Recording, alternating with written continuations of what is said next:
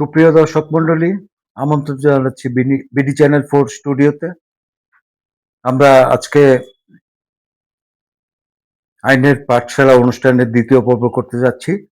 আজকে আমাদের স্টুডিওতে উপস্থিত আছেন বিশিষ্ট আইনজীবী অ্যাডভোকেট সারোয়ার আলম।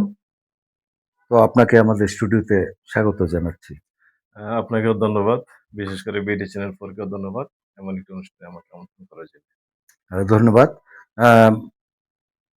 আমরা মূলত এই অনুষ্ঠানটা দর্শক করতে যাচ্ছি সব মানুষ যেন আইনের প্রক্রিয়াটা বুঝতে পারেন এবং অযথা হয়রানির হাত থেকে যেন রক্ষা পান, সেই উদ্দেশ্যেই মূলত আমাদের এই অনুষ্ঠানটার পরিকল্পনা।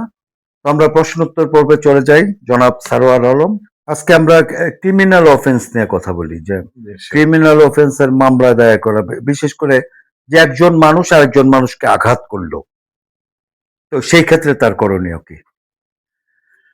Thank you. অনেক সুন্দর একটি প্রশ্ন। আসলে এখানে প্রথমে আগে বিষয়টা বুঝে নিতে হবে যে আঘাতটা হচ্ছে ২ ধরনের হয়। যেমন আঘাতের একটা হচ্ছে আমরা পেনাল কোডে অনুযায়ী অপরাধটা। যেমন একটা হলো সিম্পল আঘাত আর একটা হচ্ছে গুরুতর আঘাত। তো সিম্পল আঘাত হলে যেটা হয় সাধারণত মামলাগুলি কোর্টে দায়ের করতে হয়।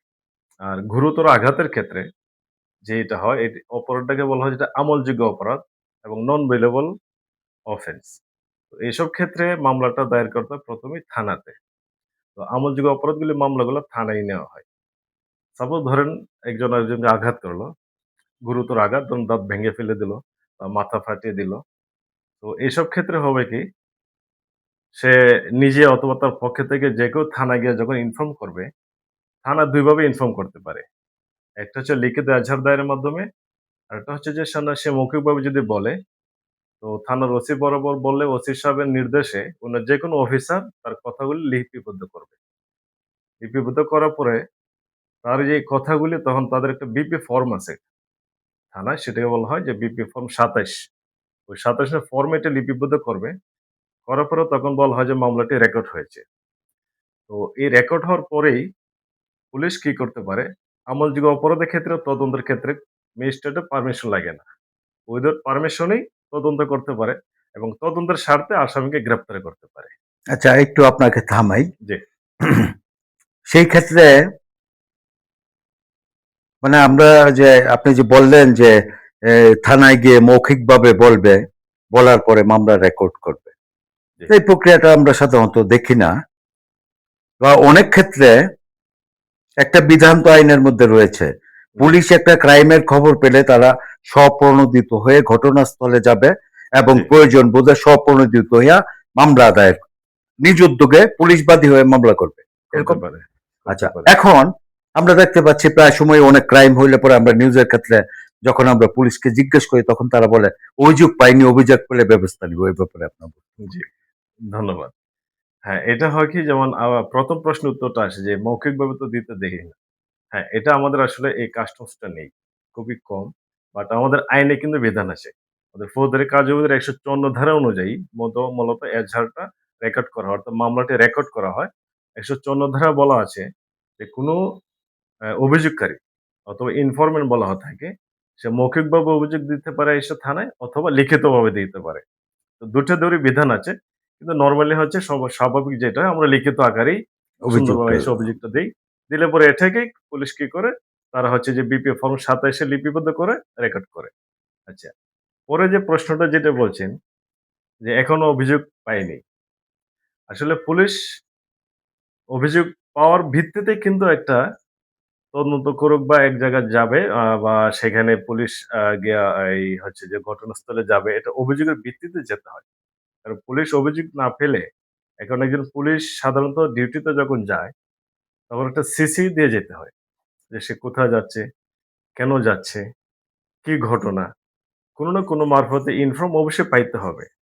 সেটা না, একটা হচ্ছে যে লিখিত অভিযোগ, আর একটা হচ্ছে যে আমি জানিতে পারিলাম, মোবাইল মারফত জানতে পারলাম অমুক জায়গায় অমুক লোক অমুককে মারিতেছে। সেটা সুনির্দিষ্ট কেউ তাকে বলতে হবে। যে পুলিশকে ইনফর্ম করতে হবে যে একটি বড় ধরনের একটি ঘটনা ঘটতেছে এখানে। প্লিজ আপনারা আসুন। বা তাদেরকে জানাতে হবে যে এরকম একটি ক্রাইম হচ্ছে এখানে। তো সেরকমভাবে জানলে তখন অবশ্যই পুলিশ যাবে। যাবে। আর এখন তো হচ্ছে বাংলাদেশ সরকার তো আরেকটি সুন্দর একটি অনলাইনের মানে একটা এই কল সেন্টারের নাম্বার দিয়েছে যে 999 999 999 সো 999 এ কল দিলে পরে কিন্তু আল্টিমেটলি পুলিশকে যেতেই হবে। কারণ হচ্ছে কি 999 এ কলটা হেড অফিস পর্যন্ত রেকর্ড হয়ে যায় এবং স্পেশাল অফিস পর্যন্ত রেকর্ড হয়ে যায়। তো 999 এ কল দিলে কিন্তু পুলিশ অটোমেটিক্যালি ঘটনাস্থলে অবশ্যই যাবে। আচ্ছা, আচ্ছা ধন্যবাদ। আমরা মামলা দায়েরের প্রাথমিক পর্যায়টা আমরা জানলাম। তো প্রথম হচ্ছে যে ধরেন অভিযোগ আহ, পুলিশ লিপিবদ্ধ করছে না। অনেক সময় বলে যে আপনি অমুক জায়গা থেকে বা অথবা কোনো জায়গা থেকে আপনার অভিযোগটা লিখে নিয়ে আসেন। তো লিখে আনার পরে থানায় জি, জমা দিলেন, জি। এরপরে প্রসিডিউর গুলি কি? আচ্ছা। এজাহারটা লিখে থানায় জমা দেওয়ার পরে প্রসিডিউর হচ্ছে যেমন এটা হচ্ছে ওসি সাহেবের নির্দেশে অন্য যেকোনো একজন অফিসার এটা কি করবে? এটা এই এজাহারটা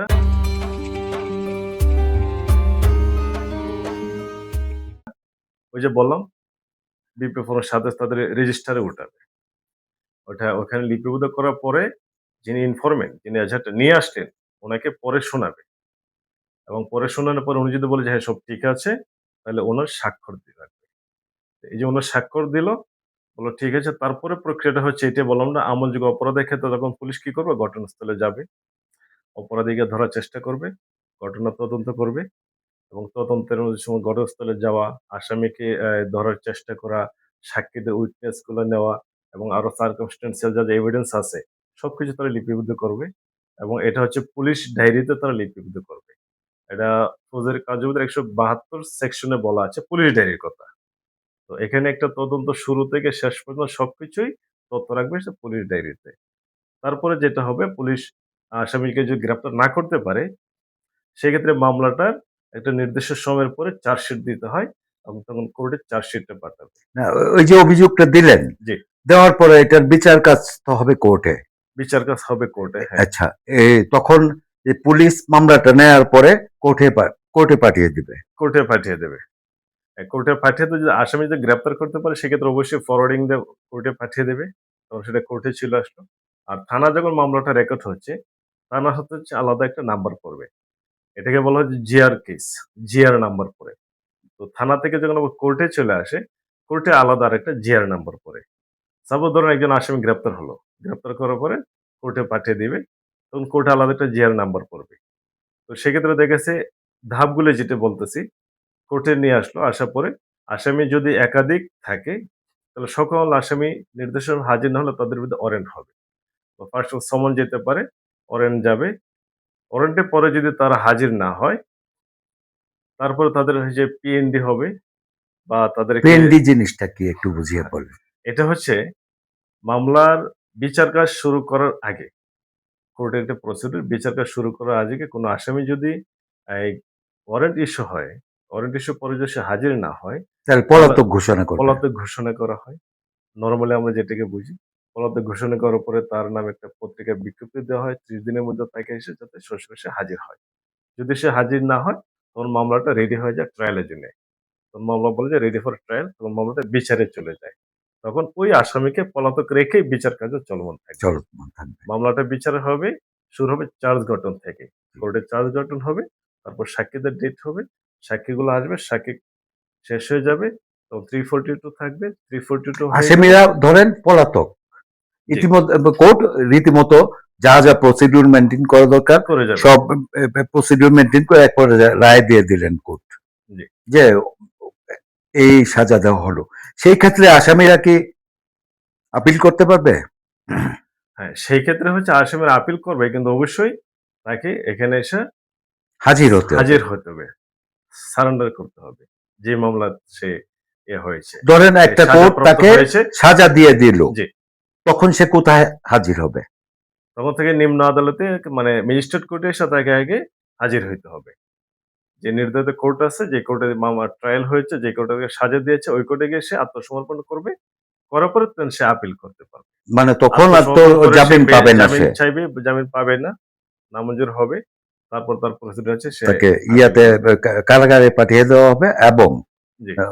পরবর্তীতে ওনার একজন আইনজীবী ঠিক করবেন এবং আপিল এবং তারপরে সে আপিলে পর্যায়ে আপিল আপিলে যেতে ঘোষণা পারবে। করবেন। সে যেতে আচ্ছা, আমরা প্রায় সময় একটা অভিযোগ শুনি, থানায় মামলা নিচ্ছে না। অনেকেই বলেন যে আমরা একটা অভিযোগ নিয়ে গেছি, কিন্তু থানা মামলা হিসেবে এটি রেকর্ড করতে চাচ্ছে না। এই ব্যাপারটা হয় কি, যেমন যদি মানে ধরেন আপনার একটা গুরুতর অপরাধ হয় বা একটা কগনিজেবল অফেন্স যেটাকে বলা হয়, এরকম ক্ষেত্রে অবশ্যই থানা মামলা রেকর্ড নেয়। কারণ হচ্ছে ধরুন আলোচিত কোনো ঘটনা, যদি না একটা নেয়, মার্ডার হইলো, আচ্ছা, যদি না নেয় সেক্ষেত্রে অবশ্যই তাকে তার জন্য কোর্ট সরাসরি জায়গা আছে, সে কোর্টে চলে সরাসরি যাবে। কোর্টে চলে যেতে পারবে এবং কোর্টে যাবে, কোর্টে গিয়ে সেখানে সে একটা ওই নালিশ দায়ের করবে। তো কোর্টে নালিশের মাধ্যমে যে মামলাটা দায়ের হবে সেটাকে বলা হয় যে সিআর মামলা। আচ্ছা। এবং সেখানে সে বলতে পারবে যে, "আমি স্যার থানায় আমি চেষ্টা করেছিলাম, থানায় ঝাড়ু দেখিয়েছিলাম, থানায় নেয় নাই। নেয় নাই, এখন আমি অপরকে কোর্টে চলে আসছি।" কোর্ট অবশ্যই সেটা আমলে নিবে। এবং নিয়ে কোর্টে যদি ডাউট হয়, সেক্ষেত্রে কোর্ট চাইলে তাকে আবার তদন্ত দিতে পারে। যে হ্যাঁ, ঠিক আছে, পিটিশন আকারে সেটা আগে নিয়ে নিবি। একটা পিটিশন নাম্বার দিবে। দিয়ে বলবে যে আবার থানাকে পাঠাবে তদন্তের জন্যে। অথবা পার্টি যদি বলে যে, "স্যার থানার উপর আমার মানে বিশ্বাস নেই। থানা আমার পক্ষে আমার কাজ মামলাটা করবে না নেয় নাই এর বা আগে। নিরপেক্ষভাবে কাজ করবে না।" এরকম যদি কোনো সিম্পটম থাকে, সেক্ষেত্রে সে অন্য কোনো ডিপার্টমেন্টও চাইয়ে এই নিতে যে পারে। আমাকে পিবিআই পিবিআই যদি দিয়ে দেন, হোক, সিআইডি বা সিআইডি, যেকোনো অন্য সে অন্য চাইয়ে নিতে ইয়া পারে। ডিবি হোক, সে চাইয়ে নিতে পারে। আচ্ছা, অনেক ধন্যবাদ। দর্শক আশা করি আইনের অনেক বিষয় জানতে পারছেন, এবং আইনটা কিন্তু একটা অনেক সমুদ্রের মতো, হ্যাঁ? তো আমরা এখন সমুদ্রের তীর ধরে হাঁটছি। ইনশাআল্লাহ আমরা একদিন গভীরে যাব এবং সবাইকে একটা স্বচ্ছ ধারণা দেওয়ার চেষ্টা করব যে আইনের যথাযথ প্রক্রিয়াগুলি। তো আমরা আজকে এখানে শেষ করতে চাই। আ আপনার কাছ থেকে অনেক মূল্যবান তথ্য আমরা জেনে নিলাম। সেইজন্য দর্শকদের পক্ষ থেকে এবং আমাদের পক্ষ থেকে আপনাকে অনেক, অনেক ধন্যবাদ জানাচ্ছি। আ বিশেষ করে আপনাকে অনেক ধন্যবাদ জানাচ্ছি। কারণ এমন একটা অনুষ্ঠানের মাধ্যমে দর্শকরাও জানতে পারবে, দর্শকরা উপকৃত হচ্ছে। সবার পক্ষ থেকে আমি বিশেষ করে বিডি চ্যানেল ধন্যবাদ জানাচ্ছি। আচ্ছা, ধন্যবাদ দর্শক। দর্শক আপনাদেরকেও ধন্যবাদ যে একটা প্রয়োজনীয় টপিকস এর সাথে এতক্ষণ আমাদের সাথে থাকার জন্য। তো সবাইকে অ্যা শুভেচ্ছা জানাচ্ছি এবং আগামীতে আমরা আরো বিস্তারিত আইন নিয়ে আইন বিশেষজ্ঞদের সাথে কথা বলবো, সেই আশাবাদ ব্যক্ত করে আজকের মতো আমরা এখানে বিদায় নিচ্ছি। আল্লাহ হাফেজ। সবাই ভালো থাকবেন।